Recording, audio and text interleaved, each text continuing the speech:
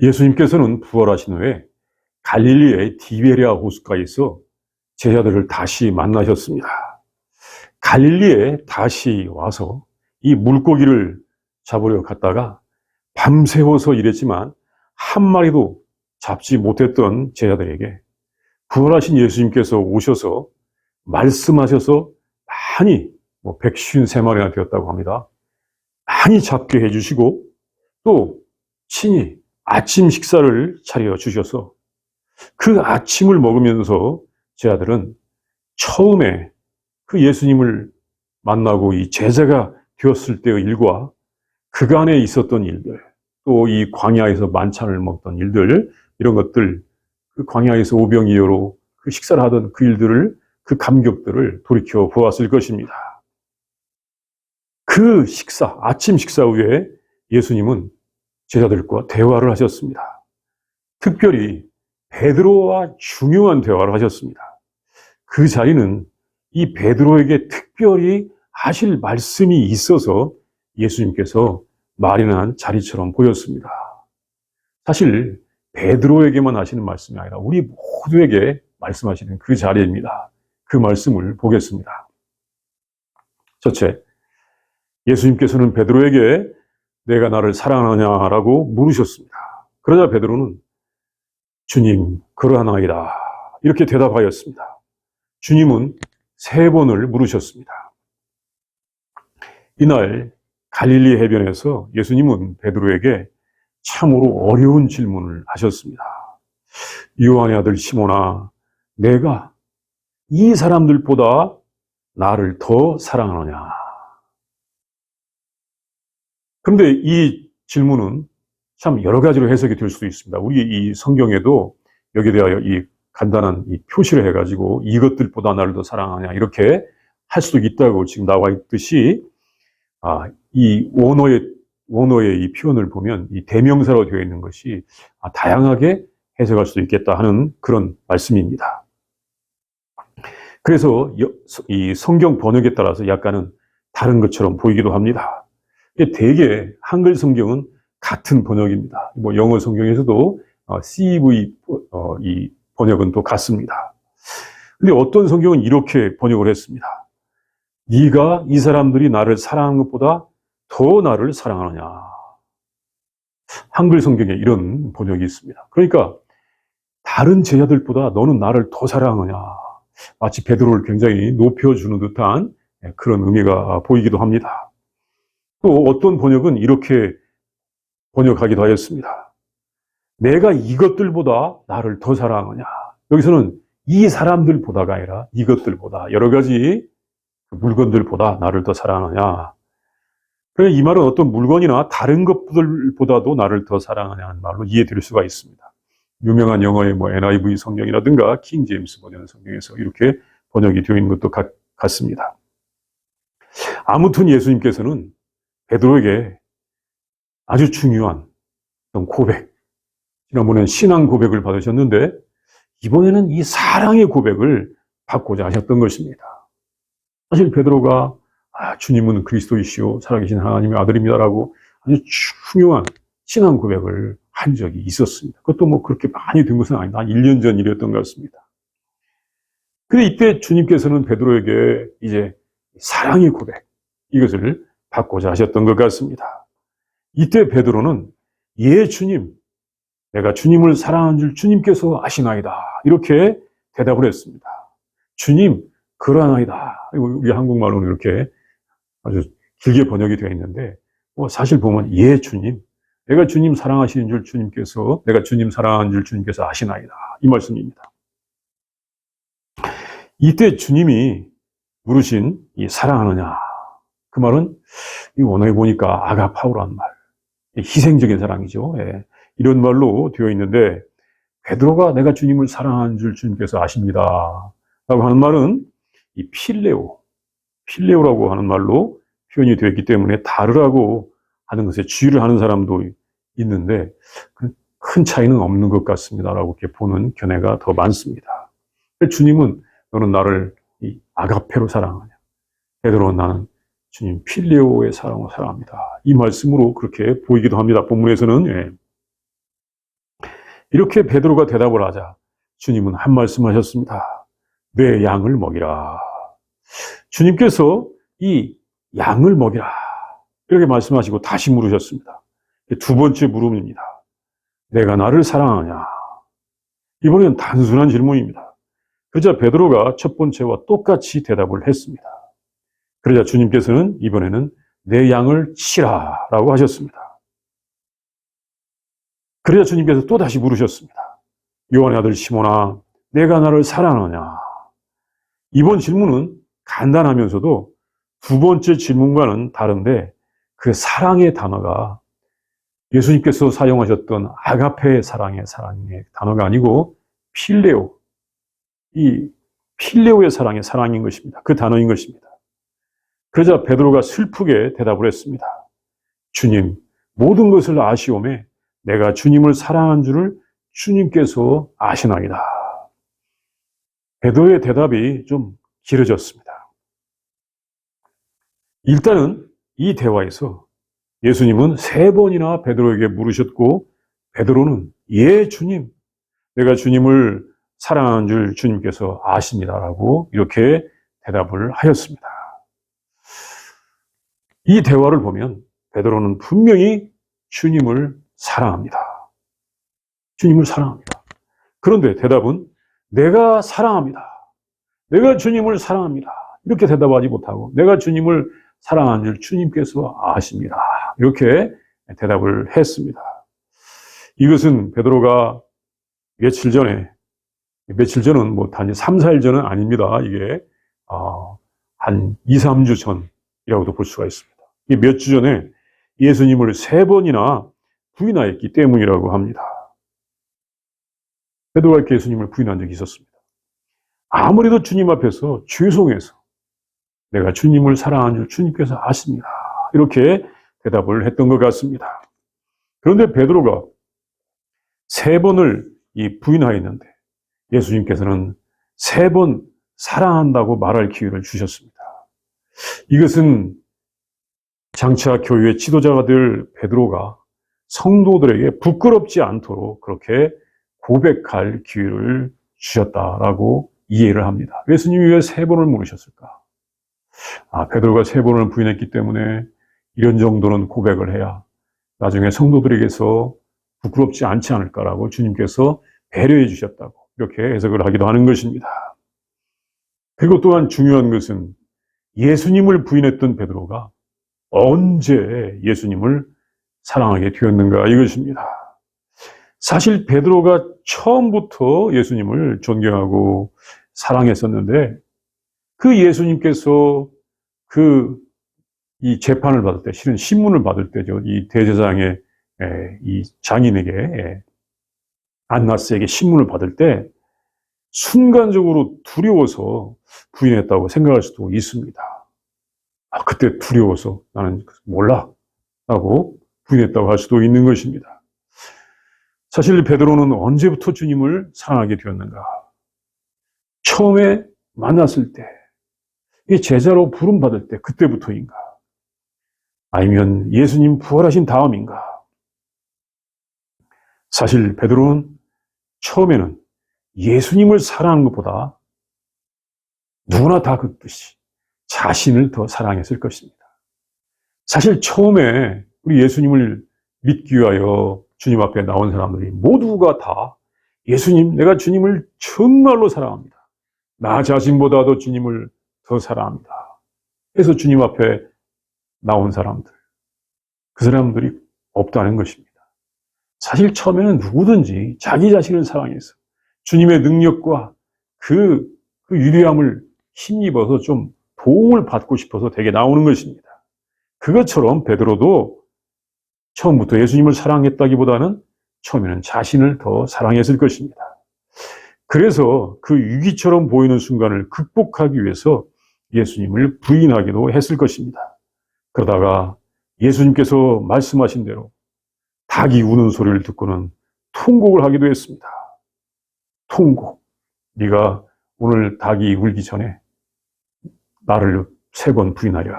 이 말씀이 생각나서 통곡하기도 했던 것입니다.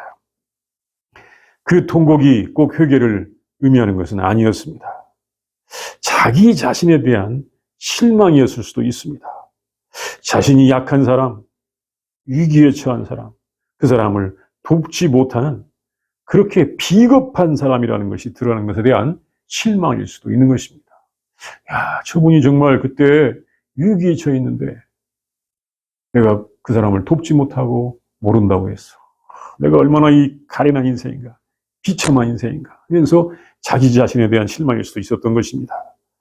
그런데 예수님께서는 놀랍게도 부활하셨습니다.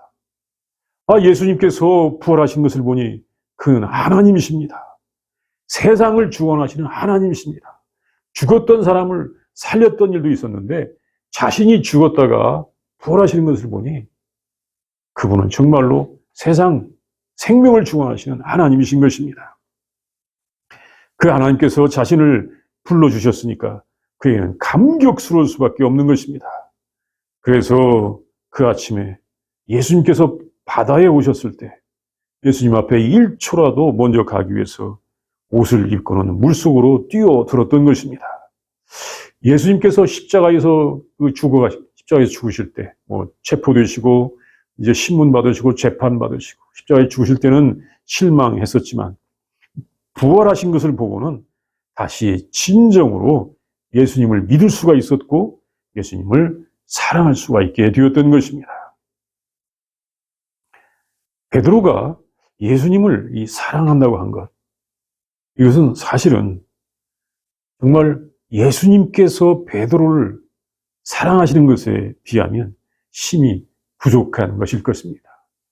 예수님께서 베드로의 모든 불의와 죄악을 용서하시기 위하여 십자가에서 죽으신 그 사랑, 또 베드로에게 그 좋은 아버지의 집, 그 아버지의 집을 주시는 그 사랑, 또 이 땅에서 주님과 늘 동행하면서 하나님 나라를 경험하게 하시는 그 사랑에 비하면 사실 베드로가 예수님을 사랑한다고 한 사랑은 적을 것입니다.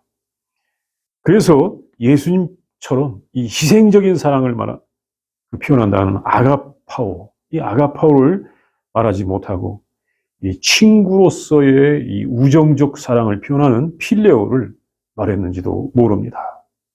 나는 예수님처럼 사랑하지 못했어. 지금도 나의 사랑은 희생적인 사랑이라고 하기에는 부족해.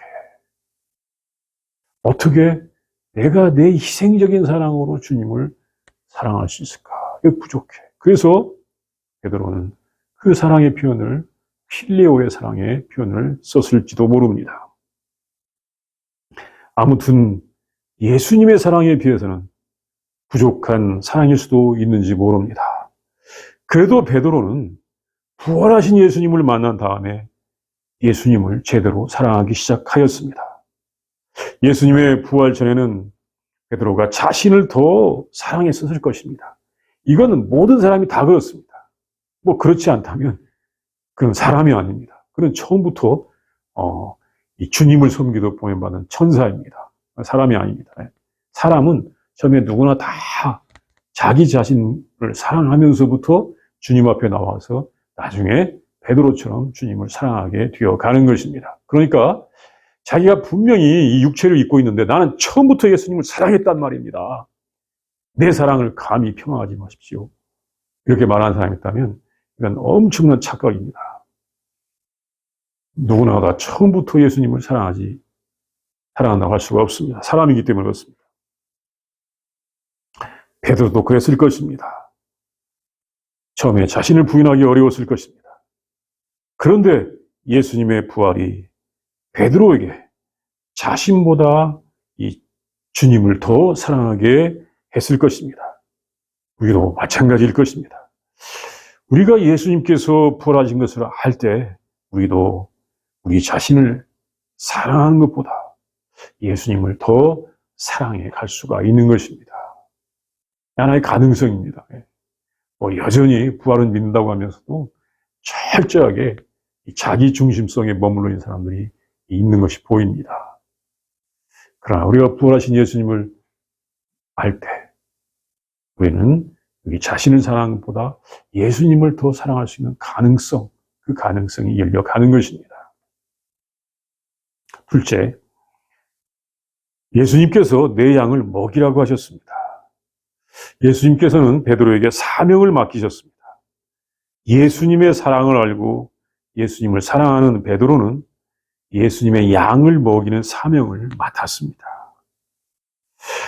예수님께서는 베드로가 예수님을 사랑한다고 하는 이 대답을 하는 것을 들은 다음에 그때마다 내 양을 먹이라라고 하셨습니다. 이 내 양을 먹이라. 이 말씀이 처음에는 내 어린 양을 먹이라. 처음에 하신 말씀은 내 어린 양을 먹이라. 이 말씀이었습니다. 그리고 두 번째는 내 양을 치라. 그리고 세 번째는 내 양을 먹이라라고 하셨습니다. 약간씩 달리 표현되어 있습니다. 이 먹이라고 하는 말, 이 보스코라고 하는 헬라 말은 이 영어로 보통 피드라고 번역이 되어 있습니다. 피드, 먹이라, 맞습니다. 그리고 이 치다란 말은 이 포이메노라고 하는 말은 take care of 또는 tend라고 하는데 조금 다르게 말씀하신 것을 볼 수가 있습니다. 어떤 영어 성경에서는 똑같이 다 feed, 먹이라 이렇게 번역하기도 하였습니다. 그러니까 큰 차이가 없어 보인다는 것인데 다르다면 왜 다르게 말씀하셨을까? 그것은 이 성도들, 이 교인들을 양육하는 내용이 다양하기 때문에 그렇다라고 그렇게 해석하기도 합니다. 아무튼 내 양을 먹이라, 내 양을 치라. 주님께서 베드로에게 하신 말씀입니다.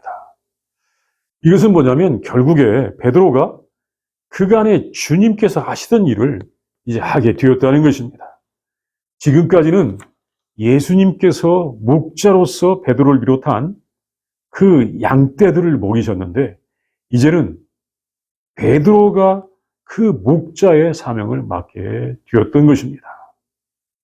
베드로가 그 목자의 사명을 맡게 된 것입니다. 예수님께서 나는 선한 목자라라고 하시면서 우리가 요한복음 10장에서 많이 볼 수가 있습니다. 나는 선한 목자라고 하시면서 그 백성들을 먹이시던 것을, 그 양떼들을 먹이시던 것을 이제 베드로가 하게 된 것입니다. 그러면 예수님은 왜 베드로에게 그 중요한 사명을 주셨을까요? 그것은 이렇게 양을 먹이는 것이 바로 우리가 구해야 되는 하나님 나라의 모습이기 때문에 그렇습니다. 예수님께서는 우리들에게 하나님의 나라를 보여주셨습니다. 예수님 우리에게 하나님 나라를 주시기를 원하십니다. 그 하나님 나라의 모습이 양을 치는 목자의 모습이었습니다. 선한 목자는 양을 잘 인도하고 양들은 그 목자를 따라서 푸른 풀밭과 잔잔한 시냇물이 흐르는 곳으로 가서 참 평화와 안식과 생명을 누립니다. 그 목자와 그 양 잘 인도하고 푸른 풀밭, 잔잔한 시냇물이 있는 곳에 가서 거기에서 평화와 안식, 생명을 누리는 그 모습, 그 모습이 하나님 나라의 한 비유의 모습인 것입니다. 우리가 이 땅에서 구해야 되는 하나님 나라는 이렇게 선한 목자와 그 목자를 따르는 양의 모습을 통하여 참 잘 비유가 되고 있습니다. 얼마나 참 좋은 비유입니까? 예수님께서 제자들에게 이렇게 양을 먹이라고 하신 것은 그것이 우리가 구해야 되는 하나님 나라의 모습이기 때문에 그렇습니다. 물론 그 나라는 예수님과 함께 이 땅에서부터 여기서부터 영원까지 이어지게 되는 것입니다. 예수님께서는 우리들이 정말 서로 사명을 감당하면서 그 나라에 이르게 되는 것을 알려주셨습니다. 사실 우리 이 신앙의 본질의 하나는 사명입니다. 신앙하면 사명 이렇게 알아야 되는 것입니다. 신앙, 근데 사명은 생각지도 않는다? 그건 아닙니다. 샤머니즘적 믿음에서는 사명이 없는 것 같습니다. 그러나 우리 예수님을 믿는 우리의 이 신앙의 중요한 내용 중에 하나가 사명이라는 것입니다. 우리가 하나님을 믿는 것은 하나님께서 우리에게 이 사명을 주셨음을 믿는 것입니다. 하나님께서 만들어주신 이 세상을 하나님 아버지와 함께 관리하고 다스리는 것입니다. 하나님 아버지와 함께 이 세상을 관리하고 다스리는 것, 이것이 우리의 사명이라는 것입니다. 하나님께서 창조하신 이 세상, 보시기에 좋았던 이 세상을 하나님의 자녀로서 함께 관리하는 것입니다. 내 아버지의 것을 내가 지킨다. 내 사랑하는 아버지의 것을 내가 관리한다. 지킨다. 보살핀다. 하나님의 일에 참여하면서 세상에서 사랑을 더 알아가고 생명을 알아가고 행복을 더 알아가게 되는 것입니다. 사실 오늘날 이 지구의 환경 파괴가 참 심각합니다. 심각해요. 이건 정말로 하나님의 자녀들이 그 사명을 잘 못한 것 같은 그 모습을 우리에게 알려주는 것입니다. 하나님의 자녀로서 아버지와 함께 이 환경도 잘 관리를 했어야 되는데 환경을 너무나 많이 파괴했던 것입니다. 아주 잘못된 그런 생각이 있었습니다. 막 축복하면서 이 자원을 남용한 결과 세상은 너무나 많이 파괴되고 말았던 것입니다.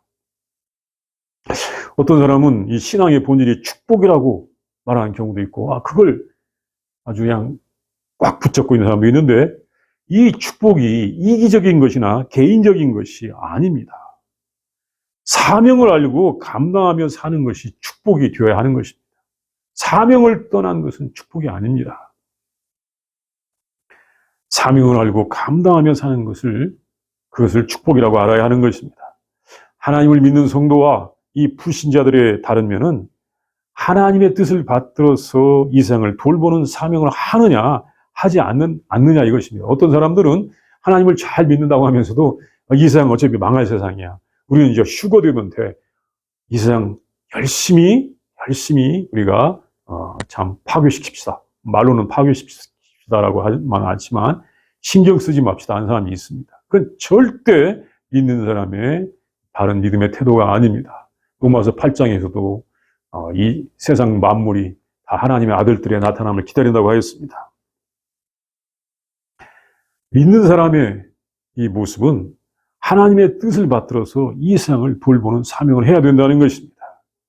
하나님의 뜻대로 생명과 이 사명을, 하나님의 뜻대로 생명과 세상을 돌보는 사명을 감당할 때 아버지 하나님의 자녀라고 하는 그 믿음이 인정받게 되는 것입니다.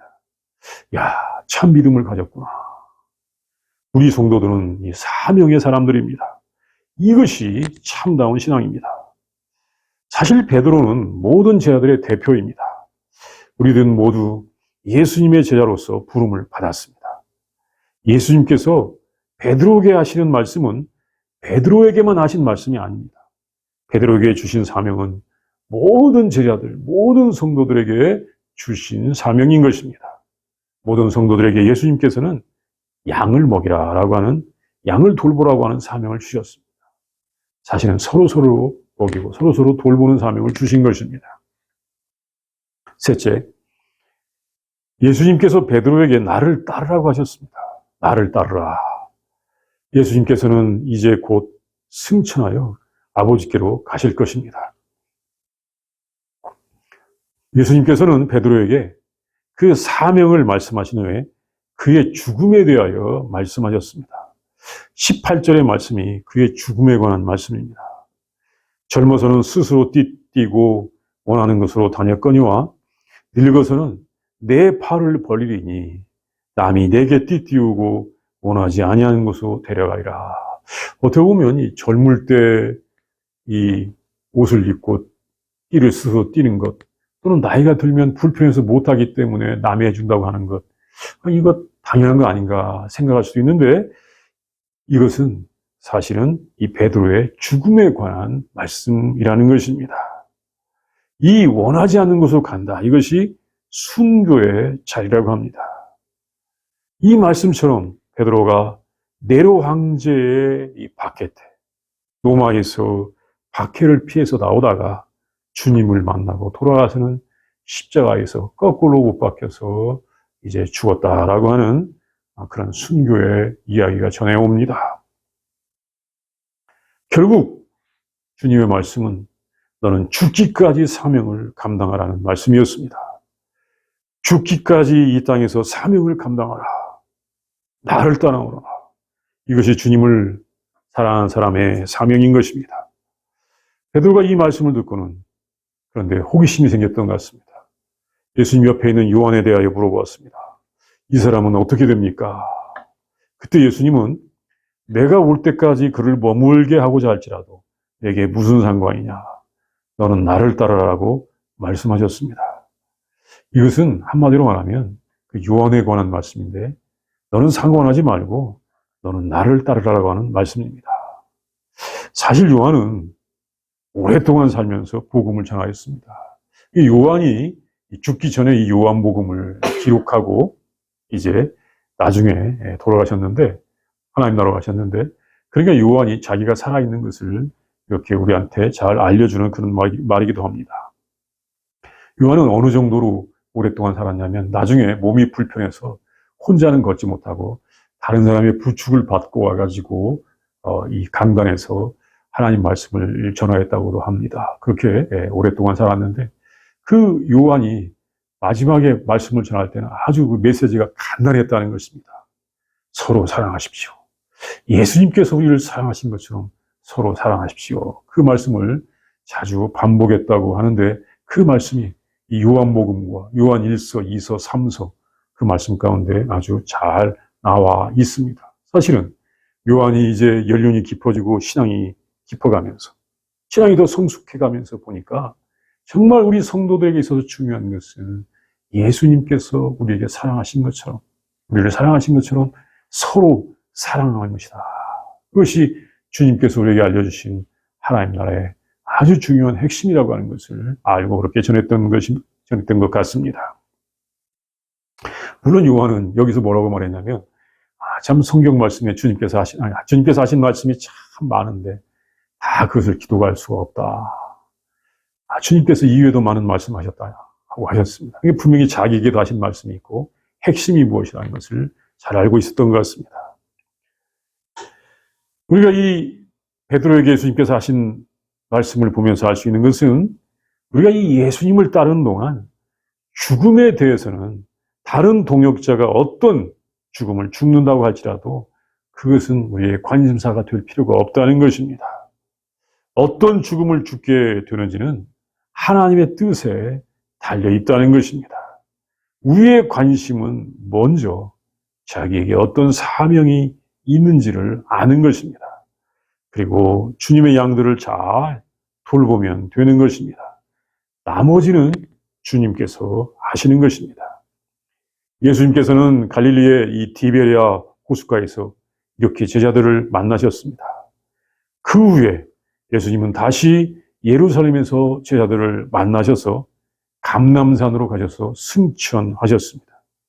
그 승천하실 때 하신 말씀, 너희는 가서 모든 민족으로 제자를 삼아 아버지와 아들과 성령의 이름으로 세례를 베풀고 내가 너희에게 명령한 모든 것을 가르쳐 지키게 하라.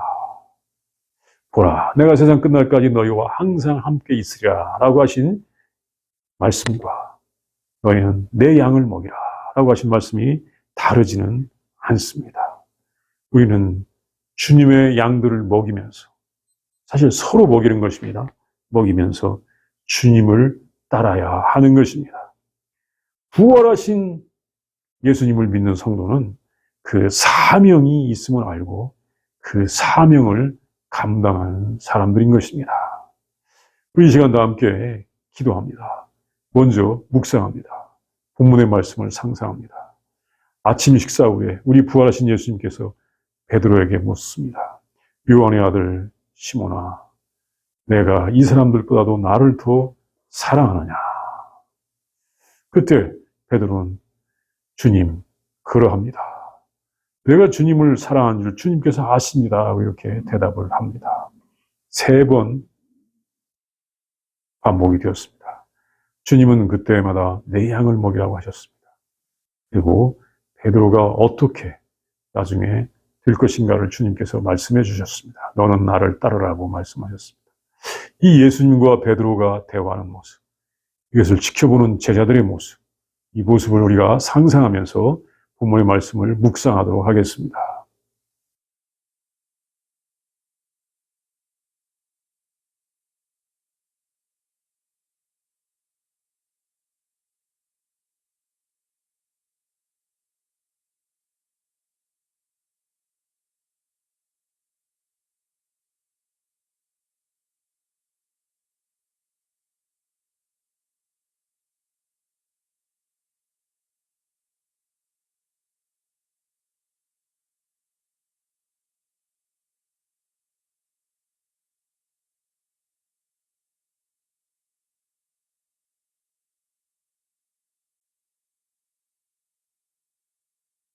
하나님 감사합니다.